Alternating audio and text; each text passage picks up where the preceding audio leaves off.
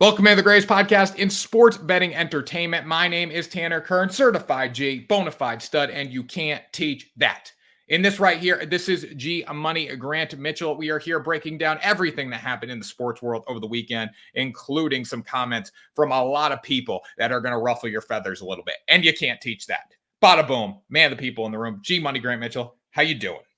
I'm doing well, Tanner. Thank you. I know my voice sounds a little bit different. I was very sick last week, so I'm still kind of gaining it back, but I'm doing well. I need to be doing well. I'm flying down to Atlanta tomorrow.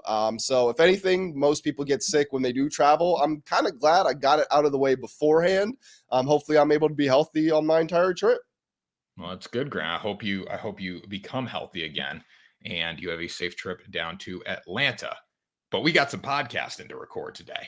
And we got a lot to get through in a short amount of time today. There is a lot of news going on in the sports world, guys. We're talking some preseason today, talking to Noah Lyles, as usual. He's trying to stay relevant. He will probably be on the show for the next few weeks, and then he'll be done once football starts. And we also got some other flag football news to talk about. Before we do that, Grant, tell them why they should subscribe to Ride the Line WSN. Well, I mean, this NFL season, any NFL season really, is always the most important time of the year if you're a sports fan, if you're a sports bettor, if you're just anywhere in that world or any sort of crossover. You always want to be active during this time, and that's absolutely the time to be active with Ride the Line. I mean, we've got the podcast. We're going to be giving out some promo codes, some links to help you win more money if you are betting on sports. All sorts of stuff going on throughout the NFL season. We got it right here. So make sure that you are subscribed for that. I think we should start with the flag football news today because that's probably the most stupid comment we've seen on the show. So, Grant, you have a quote from the 5'7" quarterback trying to make the Olympic team. Yeah, so this is U.S. flag football quarterback Daryl Housh. I think his nickname is pronounced Housh or Housh. It's Housh. Daryl Doucette. He said it's disrespectful that NFL players simply assume they would get a spot on, or they deserve a spot on the U.S. flag football team for the 2028 Olympics in LA. His full quote is, "I think it's disrespectful that they just automatically assume that they're able to just join the Olympic team because of the person that they are. They didn't help grow this game to get to the Olympics." And before you react to this, because we're both strongly opinionated, I want to shoot this guy a small bit of bail. I said this is kind of like Noah Lyles making the claim about the world champions thing. This guy maybe is technically right that the NFL players didn't help grow the game of flag football, but this guy does not have a leg to stand on. Like, let's be honest. Flag football is football, and who's helped growing football? The NFL players. Who's the best at football? The NFL players. Who do people want to see play football? The NFL players. So I truly have no idea where he was going with this one. Are NFL players going to be allowed to play in the Olympics? Is that what they've decided? I don't know. Let me Google that. Because I know when the announcement was made, like Jalen Hurts was carrying the flag, he was carrying the torch or whatever on the social post that the NFL did. So I'm assuming they are. Well, I mean, he said that, what's his name? Doucette, the quarterback here, said that they shouldn't just be handed a spot. And if you can, he says they shouldn't be, but if the fact exists, they can be handed it, then I think it means they're allowed. All right. Well, first off, here's my thoughts on this. This Doucette guy has no leg to stand on. So I totally agree with you on that. He would not be playing flag football if it wasn't for the NFL. The NFL and football created flag football. Number two, if we're trying to send the best team over there, Jalen Hurts is not the quarterback to send to the Olympics. If we're trying to send the best possible flag football team, in my opinion, it's definitely better than the 5'7" guy, but he is not the number one quarterback we should send to the Olympics. That would be my take. And this is just another trying to stay relevant quote. I get it. It probably sucks for the guy, like growing the game, USA flag football, but you're not going to be better than the best football players in the world. So I'm reading a statement from the NFL. It basically says that the players union is going to work with the players, current and former, to see if they'll be able to participate. So yeah, NFL players are allowed to be there, which is cool. You did just kind of stumble into a question there. I think without even thinking about it, you would say Patrick Mahomes would be our quarterback for the flag football team. Is that the best pick? Because flag football is different from regular football. I mean, you don't have to be quite as elusive in the pocket. And I would say it's more about timing and accuracy than anything. Is Mahomes still the guy? I think he's probably still the guy though, right? It's probably Mahomes because he still is great in the pocket, even though he's super elusive. It's not Lamar. It could be Joe Burrow. It's probably not Josh Allen. It could be Well, Justin. I was thinking, what if it's a guy like Justin Herbert? Like this is a guy that people talk about for having the arm talent and everything, but he can't seem to put it together in big games. With nobody really rushing the passer, less pressure, like maybe that's a spot for him. It could be Jarrett Stidham, Bo Nix, Sam Darnold, J.J. McCarthy, Aiden O'Connell. I'm just reading off all the worst quarterbacks. Will Levis, Jaden Dan. It could be anybody. Bryce Young could go win the gold medal in this with ease. Like, let's just be real. It's 7-on-7. Is it 7-on-7 or is it 5-on-5? I don't know it's basically like 7-on-7 for these quarterbacks. Oh, yeah, I see what you're saying. You know, if we could, we should be able to send. Let's think here. Let me pull up some fantasy rankings right now. If you couldn't win with I'm going to go pretty much the worst notable names at every position. All right. So let's take the worst court. Let's send Jameis Winston. He would probably be a baller at flag football. He probably would. We could send Zach Wilson or Mac Jones. So any quarterback here that played high level Division I football would be totally fine. When it comes to the running back, I don't know how much running backs matter. You got to need the guy that catches the ball in the backfield. We could send. They can be retired too. Oh yeah, you're right. It could be retired. Who's a scat back? JD McKissick. You could also send even if you didn't want somebody retired, like Clyde Edwards-Helaire would probably be a baller at flag football. Yeah. Sorry. I mean, this is this quarterback, I feel bad for him because you could send the worst players in the NFL and they're still good. Let's send for wide receivers. Let's send what are we prioritizing here? Speed, jump balls. What are we looking for? I'm going to give you some of the worst fantasy football players ranked at their position, and it's still a baller lineup. Let's send Kendrick Bourne, Treylon Burks, and Van Jefferson. And that team, Josh Reynolds. They can get deep. Darius Slayton, Van Jefferson, Treylon Burks, KJ Osborne, Malik Washington, Ray McLeod. Anyone's going to win this fantasy football. We shouldn't even do this. I'm afraid for all these countries' safety because we're just going to beat them into the ground. Well, I agree we shouldn't do this, and I think this might be a one-time thing. We saw it with breakdancing. Things come and they go. I hope this is the first and the last time we see flag football. I'm open to being wrong. If it comes on and it's a good product, then cool.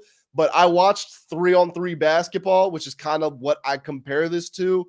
It wasn't it, especially when you've got 5-on-5 basketball right there. It's like watching the real thing and then watching the middle schoolers play. For the Olympics, we should make I think if you're going to do it, you should make a B team of Olympic guys, college guys who are playing in the XFL and stuff.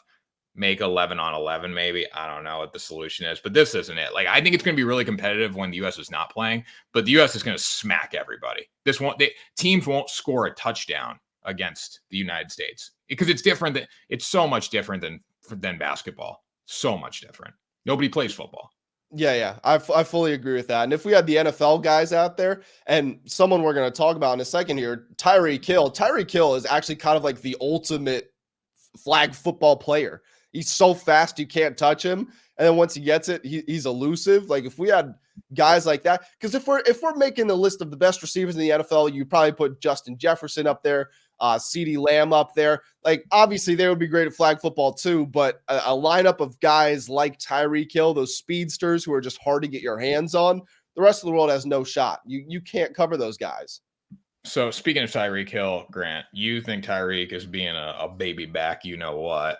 I don't understand that because he tweeted sign the contract. So tell me why him and Noah Lyles, why you're taking the side of Noah Lyles. So as per usual, Noah Lyles going back and forth with some more athletes. This time in his nightcap interview with Shannon Sharp and Chad Ochocinco, I actually thought this was, I don't know if you watched the entire interview. I've said it on the podcast before, and I want to make this very clear. I have no personal relationship with Noah Lyles. We've spoken once back in high school track days. I've only observed him, and basically I had made the case that the guy I see on TV is not the guy I saw in high school. watching this interview, Noah presented himself very well. I thought he articulated himself well. He was much more agreeable. He seemed just much more humanized. Thought it was one of the best interviews / public just encounters I've seen from him. One of the best I've seen from him in a long time. That being said, they did have a discussion about Tyreek Hill. There's a little bit back and forth, blah, blah, blah. Noah and Tyreek end up tweeting each other on Twitter, and Tyreek basically says, send the contract, referring to race me. Let's put it out there. The reason I think Tyreek is being a bit of a bitch here is Tyreek ran track. Okay, I think that's what makes this all different. First of all, Tyreek running track gives him some credence, the same way it gives DK Metcalf some credence in this argument, because DK actually laced up the spikes, went out to the track. He got last. The time he ran as fast as it wasn't even close to the time the professional sprinters run, but he did actually go out there. Tyreek ran track, and the sprinters respect Tyreek's speed. Again, this guy has done nothing, but I'm just putting his name out there. Jamar Chase. If Jamar Chase said I can beat Tyreek Hill, the sprinters wouldn't respect him.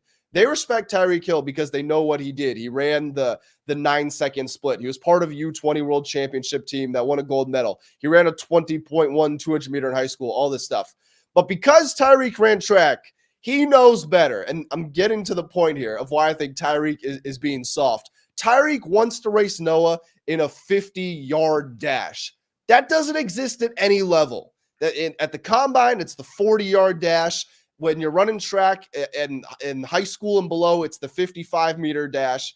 At the professional level, it's the 60-meter dash. There is no 50-yard anything. I know Tyreek wants to make it shorter because he thinks that gives him more of a chance, or if he loses, it doesn't look as embarrassing because it's not as wide of a margin. I would have respected him more if he asked him to run a 40-yard dash, because at least that's real. He's trying to create something that doesn't exist purely to give himself the best chance. And the thing is, he's still going to lose. He would still get annihilated by Noah Lyles. We know that. Like, it's not even a story. I don't know why it's even become a story, because like Noah Lyles should beat Tyreek Hill in running. He's an Olympic runner. I don't know. It's a story. I don't know why everyone's making such a big deal about it. Tyreek Hill can't beat Noah Lyles, most likely. And we should know based off his times that he ran. Like, this is track. It's not like it's a surprise when somebody wins.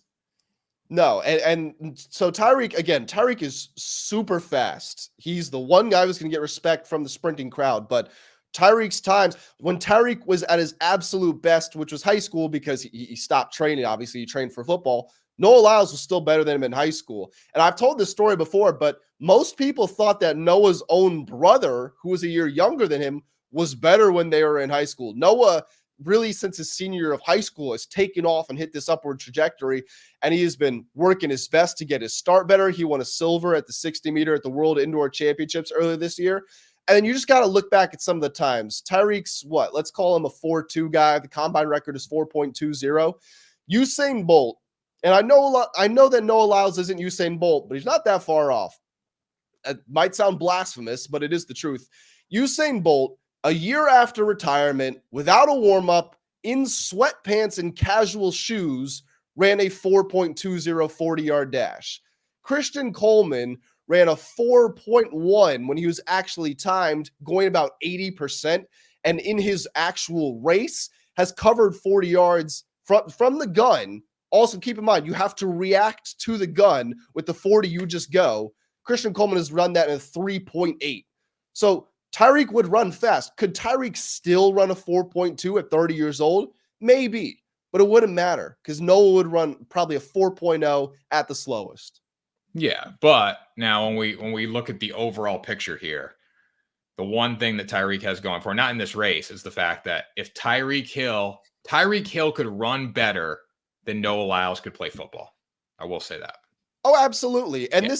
This is what a lot of football players have. Like to be on the football field, Tanner, you have to be some sort of wild athlete in some respect, whether it's your bench, it's your deadlift, your squat, your sprint speed, whatever, your vertical leap, whatever it is, you have to have crazy physical abilities for the most part. There's some exceptions, like Tom Brady wouldn't be able to go run track or play basketball or anything, but most of the guys out there, especially at the skill positions, they do have those abilities. So I don't disagree with you at all. Yeah, so that's the one thing. But this shouldn't even be a story. It's no Lyles trying to stay relevant and Tyreek just playing into it. Like, I don't know if they're not going to race. Like, I don't know, creating the 50. Like, in Tyreek's defense, it should be like, I want to race you in 50. I have no chance to beat you in 100. Like 50 yards would be the one area where I think I could beat you. And then Noah Lyles comes in and says, well, no, you can't. And then they race. Like, I think that's the better way to do it. Instead of just saying run the 50. Like you're saying, Tyreek's being a bitch, but at the same time too, he should come out and say like, I can't beat you in the 100. I think I can beat you at the 50 though, and then they race. But again, that's why I would have respected him more if he said race me in the 40-yard dash, because that's even shorter. So if that's his thinking, that should give him the more of an advantage, and it's something that is real. We run the 40-yard dash. There is no 50-yard anything. Yeah. Well, it really shouldn't be. It shouldn't be a story that much longer. Honestly, it's getting. I will say if you haven't seen the full interview, that was one of the better ones I've heard from Noah. So if you're still someone out there who enjoyed watching track and field at the Olympics, maybe you've struggled to build some sort of rapport with Noah Lyles as a fan, that's probably the best I've heard from him in years. So go check it out. Yeah. And Grant, to cap it off here, our final subject on the show, the Pittsburgh Steelers offense is going to be trouble. Anyone that says the Pittsburgh Steelers are going to win the AFC North this year, like just try to remember who's playing quarterback for them. You have Russell Wilson, who's probably going to be the starter, or you have Justin Fields, who couldn't win in Chicago. Great upside, just he's not that good of a pure quarterback in the pocket, which you need to be to win the NFL. So I think the Steelers are going to have a really bad season based on at least their preseason game. And you don't want to press the panic button. It's a new offensive coordinator. It's new quarterbacks. It's a lot of new players at different positions. Your number one wide receiver is a whack job, absolute psychopath. So like there's a lot going against the Pittsburgh Steelers, but just to give you a little indication here, Justin Fields and Russell Wilson were the only two quarterbacks who played in this game. The starters were out there the majority of the time, and they scored 3 points against the Buffalo Bills. Not good. Yeah. The fact they threw the ball 27 times, they're two starters, because this isn't a starter and a backup. It is technically, but this has been advertised as a competition. These are two guys who started last year. They are starting level players, you think. They threw the ball 27 times for 113 yards in the preseason. And I understand it's also not them. We've got to keep this in mind too. They have Arthur Smith as their offensive coordinator. This is a coming together of just, the Monstars from Space Jam. This is like the evil. I mean, the Monstars were evil, but you know what I'm saying? This is like the ultimate anti-heroes. The Bears fans were out on Justin Fields, and the Broncos fans and the Seahawks fans were out on Russell Wilson, and the Falcons fans were out on Arthur Smith, and they're all coming together to form this pit of despair. I don't know what to make of this. We've seen teams score 3 points in the preseason, not when you have two guys you consider starting quarterbacks playing the entire game. Mike Tomlin finds his way to 8 or 9 wins every season. Even with this, I still think they're better off than they were with Kenny Pickett, Mitchell Trubisky, and Mason Rudolph. But boy, I mean, I don't know how you bet this team to win any game. If they're scoring 3 points in the preseason, it's on the board. They put up a goose egg in the regular season. Yeah, this is terrible. And the offense ran a lot better with Justin Fields than it did with Russell Wilson. Slightly better. I mean, he threw for 92 yards. He threw the ball 17 times, so he should have had more yards. He also ran the ball for 42 yards. I think Justin Fields gives you more things that you can do from an offensive standpoint, especially Arthur Smith wants to run the football. You can work him in the run game. And honestly, they're good sacrificing this dude. Like if he, you worry about your quarterbacks running, they're going to run Justin Fields all game if they have to, because if he gets hurt, you have Russell Wilson, and these guys probably aren't going to be the quarterbacks of the future in Pittsburgh. So I think if you go into the games with that mentality, having Justin Fields in there, it's going to work. But you also can't go from Justin Fields to Russell Wilson when you're going 1-2. Like you need to start the veteran and then go to the young guy, in my opinion. And building off of your point about how these two are expendable, let's say we get through a year, they keep both of them or just one of them on a 1-year contract. The next draft isn't super quarterback deep. I mean, Right now, it looks like Shedeur Sanders is going to be the first quarterback off the board. After that, there's not a lot of very highly rated prospects. The Steelers, again, they can have the worst quarterback play in the league. They're still going to find 7, 8, 9 wins. So you don't expect them to be bad enough to get one of those top picks. So, it's unfortunate if you're a fan of the Steelers because you want them to find a franchise quarterback, but it could very well be they want to get a defensive guy in the middle of the draft, just like they normally do. And then they run it back with 1-year deal for either Russ or Justin Fields. Yeah, you never know. Next year, because they're as bad as they're going to be. If they are bad, they're not going to be in the mix to get Shedeur Sanders unless they gave away a lot. Looking at some number 1 picks next year, potentially Carson Beck, Shedeur Sanders. So there's 2 quarterbacks, Quinn Ewers, Drew Aller, Jackson Dart. Like there's a big gap between like Ewers and Aller and Dart, I think, in my opinion. Yeah, and I don't think Carson Beck, I know he is up there on the board, but I don't think he belongs there, especially in an NFL context. People think he's really good. I agree with you more so. I don't see it as much. But then you got names like Riley Leonard on here. Like it's just names that probably shouldn't be at the top of the board. I mean, this year was a loaded quarterback class. Shedeur's up there for sure. I mean, Shedeur would be up there. Shedeur would have been up there last year. But like Jackson Dart, I don't know if he's an NFL quarterback. There's a lot of guys there that are really good college dudes, just not NFL ready quarterbacks. Real quick before we get out of here, speaking of really good college quarterbacks, can you try to help me make some sense of the Atlanta Falcons? First of all, I still don't understand the Michael Penix pick, but you play him in 1 preseason game and that's it. You're shutting him down for the preseason. To me, this means either you're benching Kirk Cousins, who you're paying more than $100 million for, you need him ready to play, or you're trying to keep him healthy, but not letting him play in the preseason, even though he's a backup rookie. I don't get it. He only completed 50% of his passes too. And I didn't watch that game, but I saw that number. He wasn't super efficient, at least. Maybe they just think he's got an injury history. He's not going to play this season. He's going to back up Kirk Cousins. So we want him to be healthy. Isn't he also like 26? I think he's 24, 25. Yeah. I know he's old. 26. Yeah. So maybe you just want to keep him healthy, knowing Kirk Cousins is going to be playing quarterback, and you don't need to work him into a point where he's going to get hurt in the preseason to be a backup. That would be my only suggestion. But this was a bad pick for them. If you're the Falcons and you're trying to win right now, there's guys that you can draft in 2 years to sit behind Kirk Cousins. But if you're trying to win right now, go use that first-round pick to get a playmaker, because there were plenty of them in the draft when you drafted Penix. One of my buddies theorized that Kirk Cousins isn't healthy enough to play in week 1, and they want Michael Penix to be the week 1 starter, and that's why they're not playing him. I don't think that is the case, but if we just go to the hypothetical world where it is, I don't know what Taylor Heineke is making right now, but I do remember when the Falcons first signed him from Washington 2 years ago.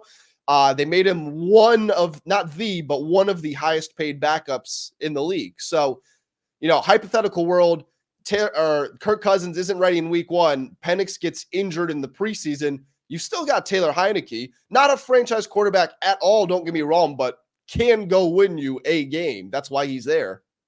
Yeah, I mean, Heineke, it's amazing too, just going off that. Gardner Minshew is a starting quarterback in the NFL. And I love Gardner Minshew. He's a dog, but he should not be like your week 1, I just won the quarterback battle starting quarterback. He's the guy that getting his way onto the field. He's a dog. I mean, there's no doubt about it. Gardner Minshew is a dog, but he should not have won again, when your quarterback contest is Aiden O'Connell versus Gardner Minshew, that's a problem. You should not be the Las Vegas Raiders and have that as your quarterback competition. I find it so interesting now that we do have a team like that. And then we've got a team like, I don't know. I mean, honestly, the Falcons, because I just named 3 guys that not for an entire season before a game could start there, are like the Cleveland Browns. They've got Deshaun, they've got Jameis, and they've got Tyler Huntley. And Tyler Huntley, he made a Mac Jones honorary Pro Bowl. But those are 3 guys who could start for you. We don't know how long we want them to start, but they could start for you. So it's just funny how some teams seem like stockpiled, like they've got good quarterback depth, and there are other teams who literally have nobody. Yeah, definitely. Well, It should be interesting to see because there's a lot moving pieces right now, quarterback positions. And, the Raiders would be really good, I think, tanking to get Shedeur Sanders. Like that would take this team to the next level, kind of, because there's dogs there. I mean, and I think Antonio Pierce is awesome. I think everyone loves playing for him, but they're in trouble. The Steelers are in trouble at quarterback. The Falcons are in trouble at quarterback. Because if you are even thinking about playing Michael Penix this year, you just wasted a lot of money on Kirk Cousins, which I don't think that's the case. I think Kirk Cousins can be fine, but they're just doing weird things already. That's why I don't think they're going to win the division. It's too many weird operations. You got the Bucks running it back. Yeah, I mean, the Falcons. If the Falcons didn't have the easiest schedule in the NFL, they would not be minus 130. So when you look at like schedule easiness, Falcons are first, Bucks are 11th. I don't think the Falcons should be minus 130 when the Bucks are 3-1 right now to win that division, no matter what. I think the Falcons probably should be favored slightly, but it's more because of their schedule than I think the players that they have. Because Baker's a dog. Baker is a starting quarterback in the NFL, just like Kirk Cousins. I wonder what the odds are for the Saints to finish last in the division. I don't even know if that's a market you'll be able to find. Yeah, you probably have to do exact order, but let me see. You could do Saints to miss the playoffs, I guess. NFC. So the NFC South exact order. If you had Saints to finish last, which there's so many options here. Just pick one that makes sense. Like we could go Atlanta, Tampa Bay, Carolina, New Orleans. So if you went, I don't even think you. So Bucks, Falcons. Yeah, okay. So that's 17-1. Bucks, Falcons, Carolina, then New Orleans fourth. If you wanted to flip it and go Falcons first, I think that's 12-1. That's not enough value for me. But the point I'm making is that I think the Saints are going to be awful, and I mean I think the Panthers are going to be awful too. But I think that's basically 4 free wins for the Falcons and the Bucks. Yeah, I totally agree with that. Well, Grant, why don't you take us out of here? Guys, that's going to do it for this episode of Ride the Line. Before we get out of here, make sure that you have hit that like button. Make sure you have hit that subscribe button as well. And do us a favor. It's the final week of the NFL preseason. Let us know. Don't tell us what your team is, but leave some comments about how you're feeling about your team. See if we can figure it out. Guys, that's going to do it for this episode. Tanner and I will catch you all in the next episode of Ride the Line.